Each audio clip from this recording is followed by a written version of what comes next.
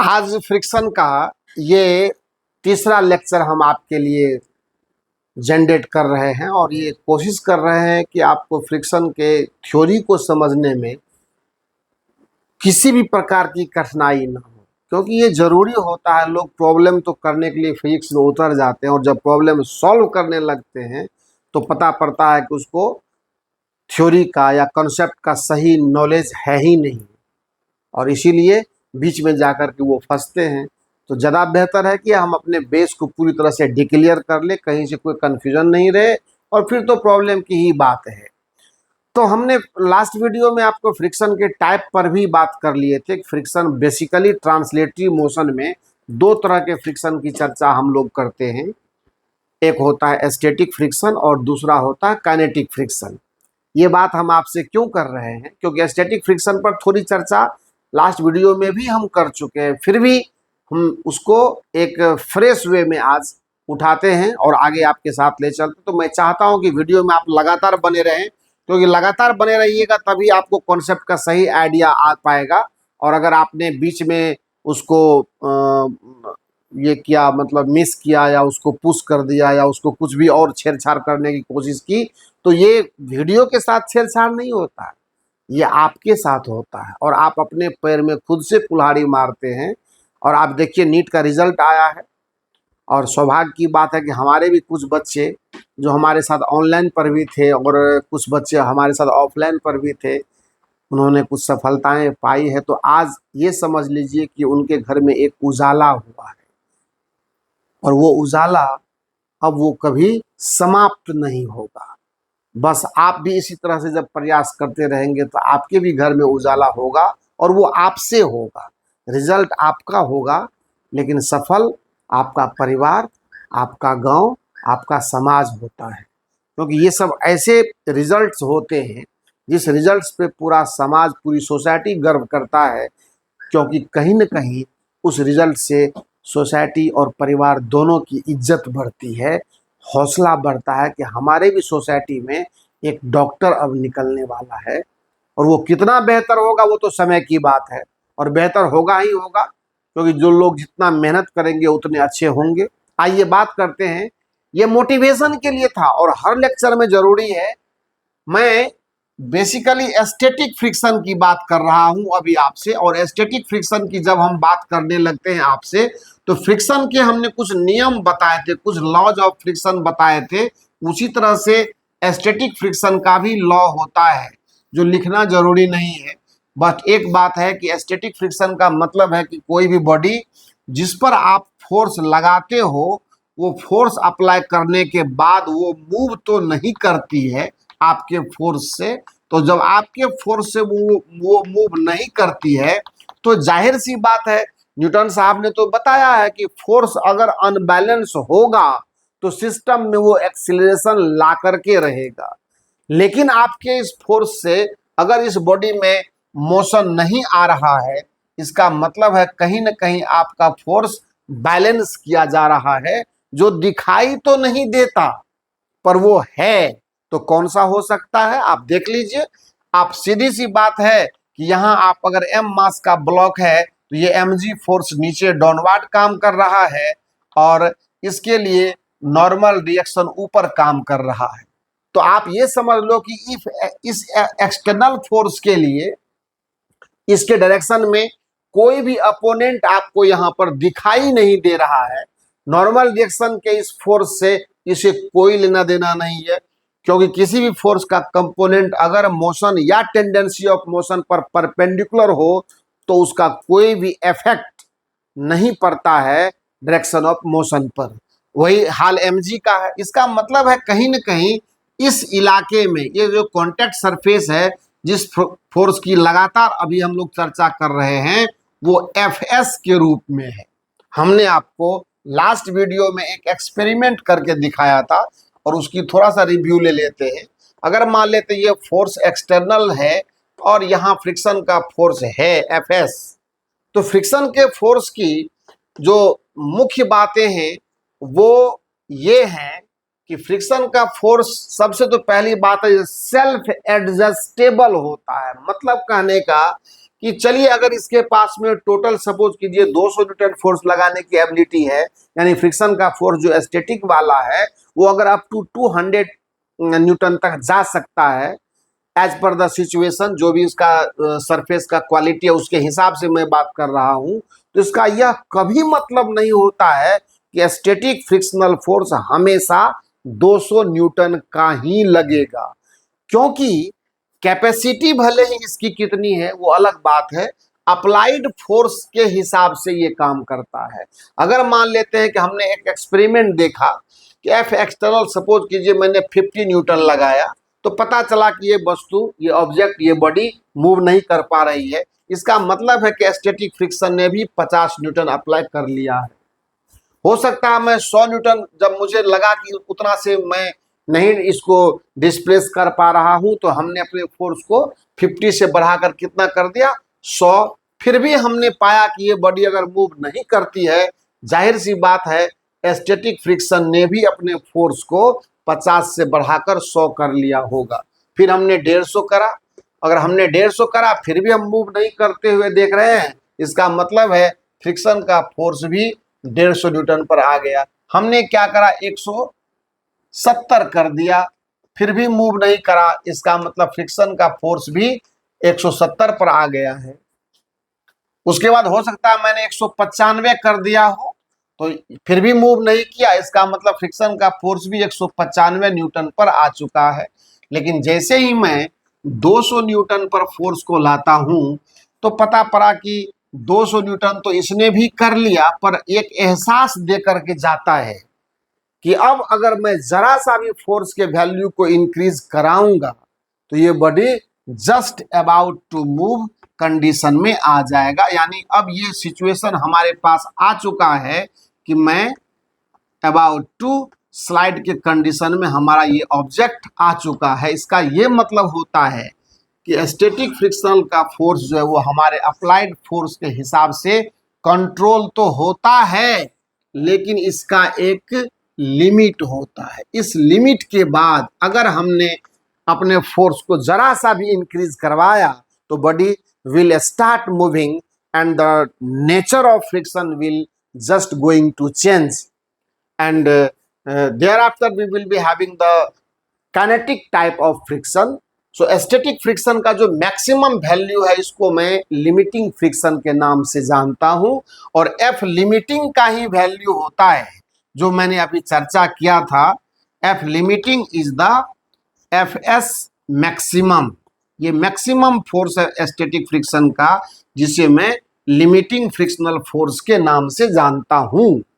अगर law of friction की बात आती है तो लॉ ऑफ फ्रिक्शन में 2-3 लॉ जो है वो पहले से जो आते हैं कि static frictional force contact body के सरफेस के नेचर पर डिपेंड करता है।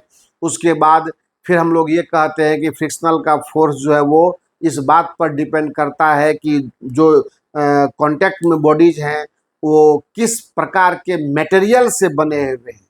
सो मटेरियल का होना और बॉडी के कांटेक्ट सरफेस का नेचर होना ये दो अलग बात है। वो कितना रफनेस उसके अंदर है वो नेचर ऑफ सरफेस बोला जाता है, एंड नेचर ऑफ मटेरियल है कि सॉलिड है तो दोनों सॉलिड किस तरह किस मटेरियल का बना हुआ है, तो उस पर डिपेंड करता है। लकड़ी के साथ लकड़ी का कांटेक्ट है कि लोहा के साथ लोहा का है, या एल्युमिनियम के साथ लोहा का है कि लोहा के साथ कॉपर का है, मतलब किस तरह के मटेरियल आपस में कांटेक्ट में रह करके स्लाइडिंग टेंडेंसी क्रिएट कर रहे हैं उसके हिसाब से ये होता है। और जो सबसे अहम चीज है, चाहे फ्रिक्शन किसी भी तरह का क्यों नहीं हो, वो एपरेंट एरिया ऑफ कांटेक्ट पर डिपेंड नहीं करता है, वो एक्चुअल एरिया ऑफ कांटेक्ट पर डिपेंड करता है। और जो सबसे मैथमेटिकल है वो है तीसरा और अंतिम लॉ, जो मैं कहता हूं कि स्टैटिक फ्रिक्शनल का फोर्स जो होता है वो प्रोपोर्शनल होता है नॉर्मल रिएक्शन के। नॉर्मल रिएक्शन से सीधा इसका रिलेशन है ना। और जब मैं इसको हटाता हूं तो मेरे पास म्यू एस आता है, और ये म्यू एस जो आता है इसको कोफिशिएंट ऑफ स्टैटिक फ्रिक्शन हम लोग कहते हैं। एंड दिस इज ऑल्सो, जब ये कंडीशन हमारे पास मिलता है, यही लिमिटिंग फ्रिक्शन की वैल्यू होती है, सो स्टैटिक फ्रिक्शन का जो मैक्सिमम वैल्यू होता है जिसे हम एफ लिमिटिंग कहते हैं, इसका मतलब ये हुआ कि एफ लिमिटिंग की ये वैल्यू आई तो इन जनरल जो हम लोग चर्चा करते हैं वो आप समझेंगे तो आपको अच्छा लगेगा कि एफ एस जो होता है वो less than equal to F limiting के होता है। मतलब कहने का आपके सामने में सारा एग्जाम्पल है, आप यहां से क्लियर समझिए कि एफ एस्टेटिक जो है ना, एफ एस्टेटिक की वैल्यू लगातार वेरी कर रही है। तो इसका मतलब है कि अगर मेरे पास ये वैल्यू आपको F maximum F S maximum का है तो ऐसा थोड़ी ना है कि अप्लाइड फोर्स में 50 न्यूटन लगाऊंगा तो ये फ्रिक्शन का फोर्स 200 लगने लगेगा, ऐसा कभी नहीं होगा। ये रिएक्शन है। ये फोर्स किस प्रकार का होता है, ये रिएक्शन के तौर पर डेवलप होता है। इसीलिए अप्लाइड फोर्स जिस हिसाब से होगा उस हिसाब से ही स्टैटिक फ्रिक्शनल फोर्स भी डेवलप होगा। ये अलग बात है कि ये मैक्सिमम जाएगा एक लिमिट पर जाकर के, और इससे पहले दोनों क्या होते हैं, बैलेंसिंग कंडीशन में होते हैं। सो अगर मैं स्टैटिक फ्रिक्शनल का फोर्स और अप्लाइड फोर्स के बीच में ग्राफ ड्रॉ करना चाहूंगा तो खूबसूरत है कि अगर मैं इस पर एफ रखता हूं और इस पर मैं अगर एफ एस रखता हूं तो जाहिर सी बात है कि ये ऐसा ग्राफ देगा, है ना।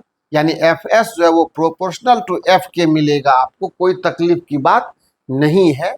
और ये एफ एस और एन के बीच का, सॉरी, ये एफ एस और अप्लाइड फोर्स के बीच का जो ये रिलेशन है वो आप सामने से देख रहे हैं। क्योंकि बॉडी मूव नहीं कर रही है, आप फोर्स लगातार लगा रहे हो, फोर्स हमेशा बैलेंस हो जा रहा है। इसका मतलब आप जिस रेट से फोर्स को बढ़ा रहे हो स्टैटिक फ्रिक्शन भी अपने वैल्यू को उसी हिसाब से बढ़ा रही है। इसका मतलब दोनों के बीच में जो रिलेशन है ना, वो रिलेशन क्या है, लीनियर रिलेशन है। लेकिन ये हमेशा नहीं चलता है, आपको भी ये पता है, मैंने बता दिया है कि ये एफ एस मैक्सिमम की कहानी है। यहीं तक आपको ये खेल दिखता हुआ नजर आएगा, और जैसे ही आप उस लेवल पर पहुंच जाते हैं उसके बाद स्टैटिक फ्रिक्शन जो है वो अपना लिमिट पर आ जाता है, और लिमिट पर आ जाने के बाद कहानी कुछ अलग हो जाती है ना।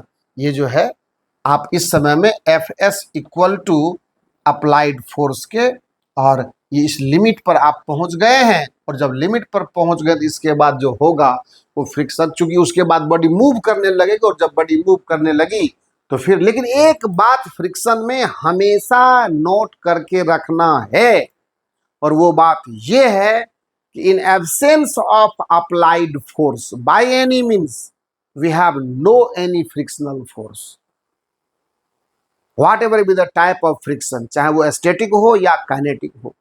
ठीक है, हालांकि काइनेटिक में तो जनरली वो हो ही जाता है, जब बॉडी मूव करेगी तो वो हो जाता है, उसमें बॉडी मूव करेगी तो कहीं ना कहीं फोर्स अप्लाइड है उसमें। खास करके स्टैटिक फ्रिक्शन में आपको मैं 2-3 एग्जाम्पल भी दिखाना पसंद करूंगा, आपको ये पता पड़ जाएगा, है ना। ये एफ लिमिटिंग कहा जाता है इसको, तो ये टेंडेंसी होती है। लेकिन इसके बाद जैसे ही चीजें बदलती है, आप उसके बाद अप्लाइड फोर्स को बढ़ा दो ना, अप्लाइड फोर्स को बढ़ा दोगे, फ्रिक्शन का नेचर चेंज कर जाएगा, बॉडी मूव करने लगेगी, और जब मूव करने लगेगी तो सारी चीजें बदल जाएगी।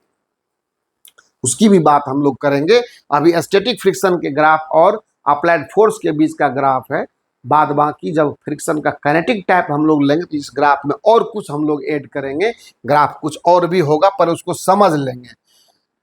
स्टैटिक फ्रिक्शन में 2-3 एग्जाम्पल मैं देना पसंद करूंगा, उसमें एक थ्योरी और आ रही है जिसका नाम है एंगल ऑफ रिपोज, जरा उसको भी देख लेते हैं। इसको तो आप पॉज करके अपना नोट करेंगे, जो आपको ऐसा लगेगा उस हिसाब से करेंगे। और आइए अब बात करते हैं हम लोग कि एंगल ऑफ रिपोज क्या होता है, ये थोड़ा समझ लें। तो एंगल ऑफ रिपोज समझना कोई बहुत महंगी बात नहीं है, आसान चीज है, क्योंकि स्टैटिक फ्रिक्शन का जो बेसिक कॉन्सेप्ट हम लोगों ने पकड़ लिया तो उसके बाद बाकी और भी चीजों को समझना उतना कठिन हमारे लिए नहीं है जितना हम लोग सोच रहे हैं। तो आइए बात करते हैं एंगल ऑफ रिपोज की, थोड़ी चर्चा कर ले, उसके बाद कुछ और भी एग्जाम्पल हम आपके लिए लाने वाले हैं। आइए देखते हैं एंगल ऑफ रिपोज क्या होता है। एक्चुअली ये angle of repose inclined surface के इंक्लिनेशन को कहा जाता है। जैसे सपोज कीजिए ये कोई एक रफ इंक्लाइंड सरफेस है जिसका एंगल क्या है, थीटा एस मैंने माना, मैं आपको और बताऊंगा। और इस पर हमने क्या किया, एक एम मास का कोई ब्लॉक रख दिया, एम मास का। जाहिर सी बात है, अगर मैं इसका फोर्स डायग्राम बनाना पसंद करूंगा तो एम जी क्या होगा, डाउनवर्ड काम करेगा। और ये रफ सरफेस है, ये कैसा सरफेस है, ये रफ सरफेस है, यानी फ्रिक्शन इसमें है। इस रफ सरफेस की मैं बात कर रहा हूं।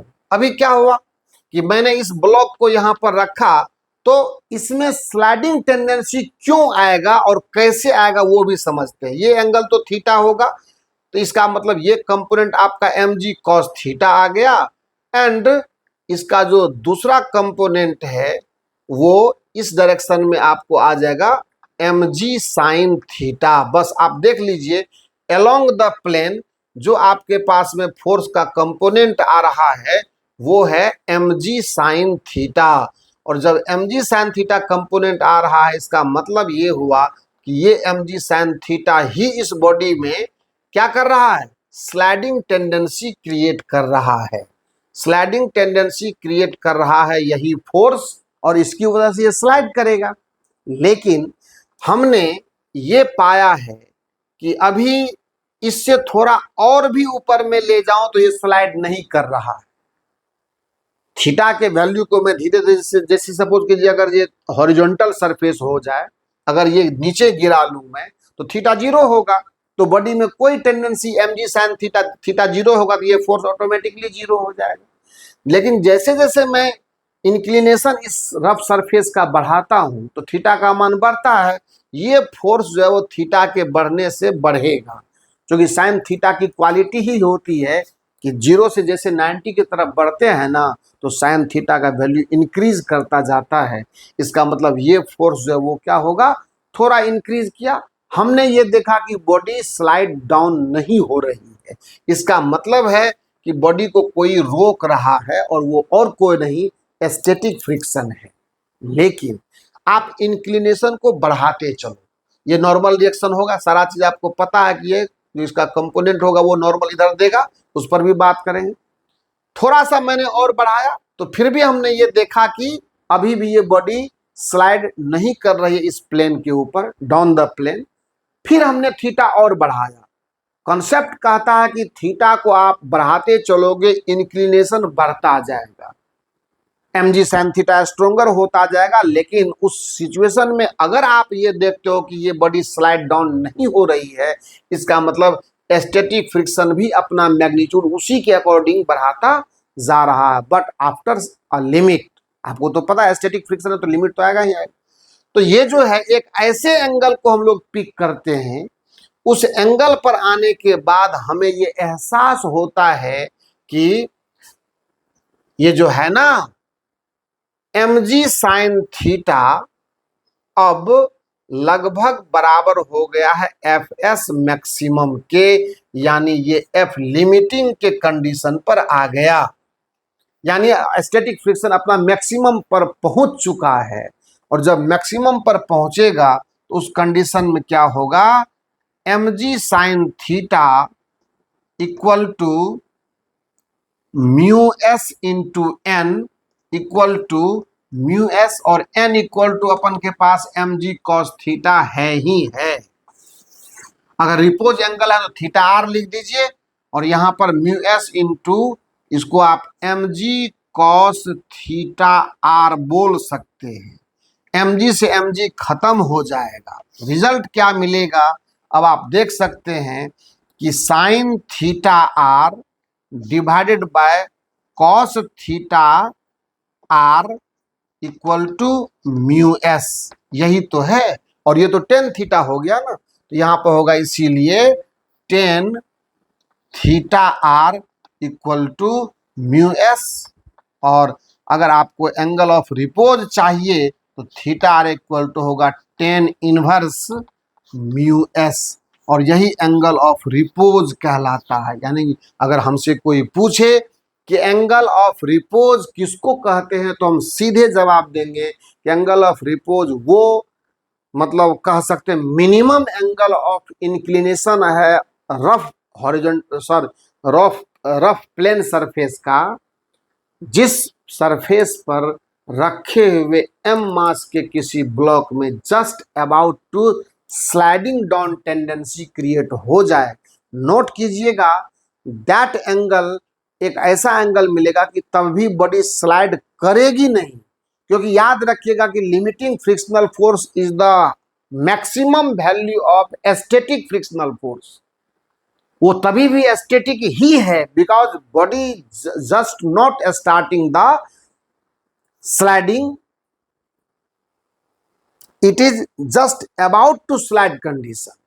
ये चलना शुरू नहीं कर देती है, चलने की स्थिति में आ जाती है। तो एक्सटेटिक फ्रिक्शन का ही मैक्सिमम वैल्यू है, आपको लिमिटिंग फ्रिक्शन, इसमें कहीं से कोई कंफ्यूजन होना हमको नहीं चाहिए। तो मैं बार बार आपसे ये कहता हूं कि हर एक पॉइंट डील किया जा रहा है, हर एक वो बेसिक क्लियर किया जा रहा है। अब आइए मैं आपको रिपोज के बाद कुछ ऐसे एग्जाम्पल दिखा रहा हूं जहां से आपको फ्रिक्शन के फोर्स का नेचर समझने का अवसर मिलेगा और आप नेचर को अच्छे तरीके से डील कर पाएंगे। कैसे होगा आइए देखते हैं उसको।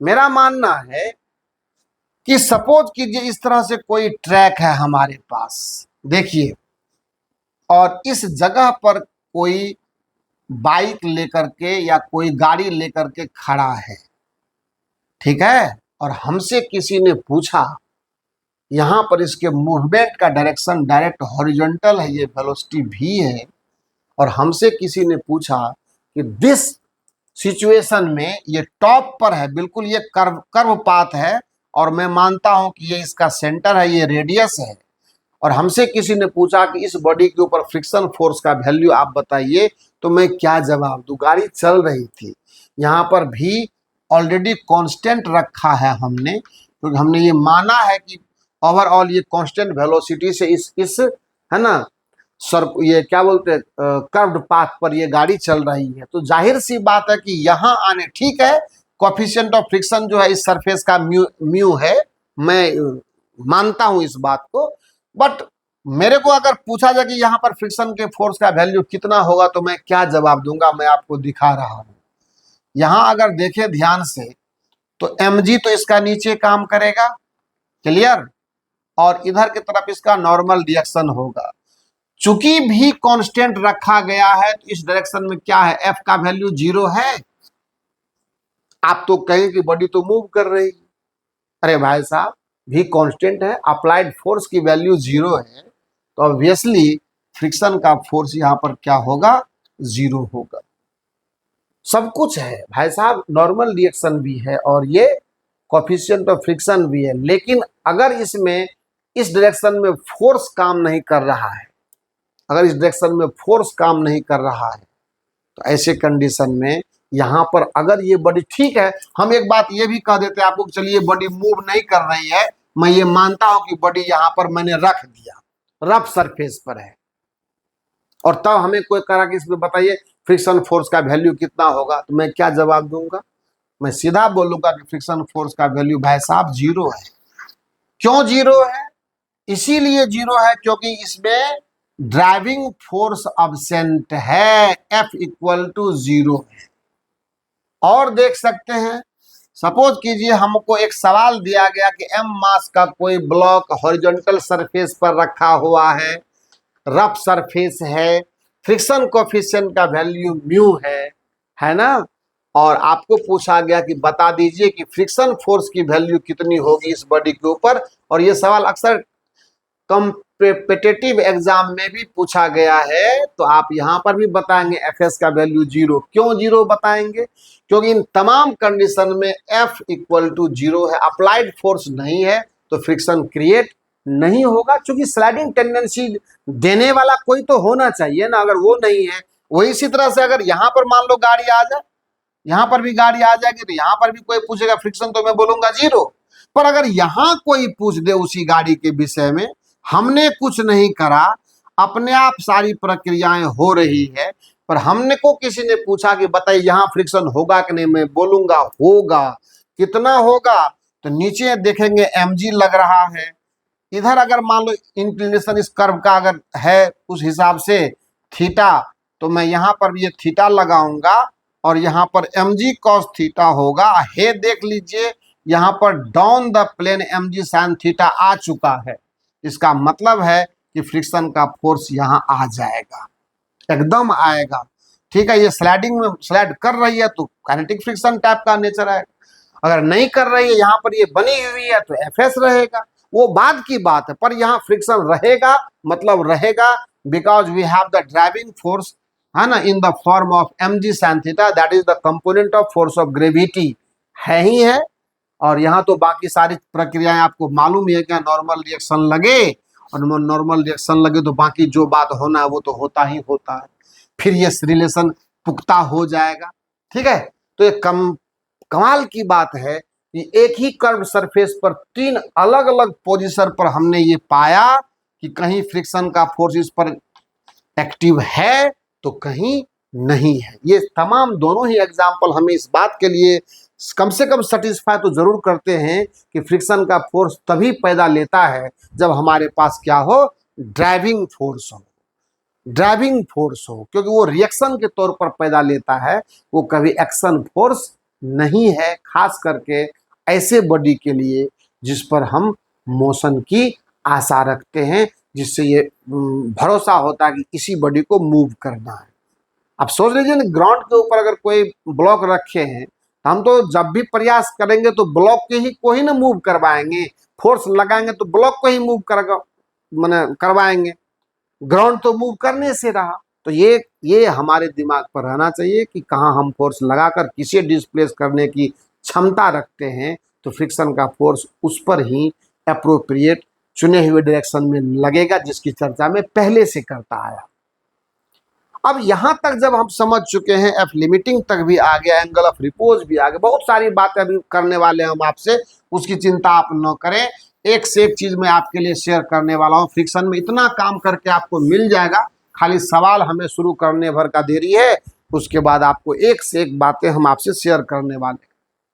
अब आइए फ्रिक्शन के दूसरे टाइप पर मैं अगर बात करूं तो इसका नाम है काइनेटिक फ्रिक्शन। अब काइनेटिक फ्रिक्शन की कहानी थोड़ी सी अलग है स्टैटिक फ्रिक्शन से। बोलिए क्या है, तो मैं जरूर आपसे शेयर करने वाला हूं। जहां काइनेटिक फ्रिक्शन का मतलब है, वहां एक बात साफ स्पष्ट तौर पर सामने आती है कि this is the frictional force when the body is in clear cut motion. कोई सस्पिशन की बात नहीं। अगर आपने सरफेस चाहे कैसा भी हो, अगर बॉडी मूव कर रही है, बॉडी अगर मोशन में है, तो अब यहाँ पे कंप्रोमाइज वाली बात नहीं है कि क्या होगा नहीं होगा, एकदम साफ सीधी बात है। काइनेटिक फ्रिक्शन के भी लॉ वही होते हैं, है ना, पर इसमें कोई समझौता वाली बात, एडजस्टमेंट वाली बात नहीं होती है। काइनेटिक फ्रिक्शनल फोर्स जो है वो ऑब्वियसली एफ के भी प्रोपोर्शनल होता है एन के, पर एक सबसे बड़ी बात है कि इस फोर्स से ये इंडिपेंडेंट होता है। बाकी लॉ जितने भी हमने पढ़े वो सब इसके लिए भी लागू होते हैं, नेचर है, ये है, वो है, जो भी है, पर नॉर्मल रिएक्शन से इसका अभी भी रिलेशन है, but it is independent of applied force, because ये सरफेस के नेचर कोफिशिएंट ऑफ फ्रिक्शन पर डिपेंड करता है। अगर मैं इसके लिए बात करूं तो एफ के इक्वल टू सीधा मैं म्यू के और इंटू एन लिखता हूं। अब वो एन mg के बराबर है तो चलेगा, कोई दिक्कत नहीं, बट ये जो वैल्यू आ गया हमारे पास, आप इसमें देख लें कि इसमें इस फोर्स से दूर दूर तक कोई रिलेशन नहीं है। नॉर्मल mg से यहाँ बैलेंस हो रहा है, और या सरफेस जैसा भी रहेगा उस हिसाब से नॉर्मल कॉन्टेक्ट मिलेगा उसको, तो उसके हिसाब से फ्रिक्शन का फोर्स एक्टिव है, पर this is of constant value. ये न तो घटता है न तो ये बढ़ता है। इसीलिए आप ये देखेंगे कि काइनेटिक फ्रिक्शनल फोर्स है ना, काइनेटिक फ्रिक्शनल फोर्स जो है वो क्या होता है, frictional force is independent of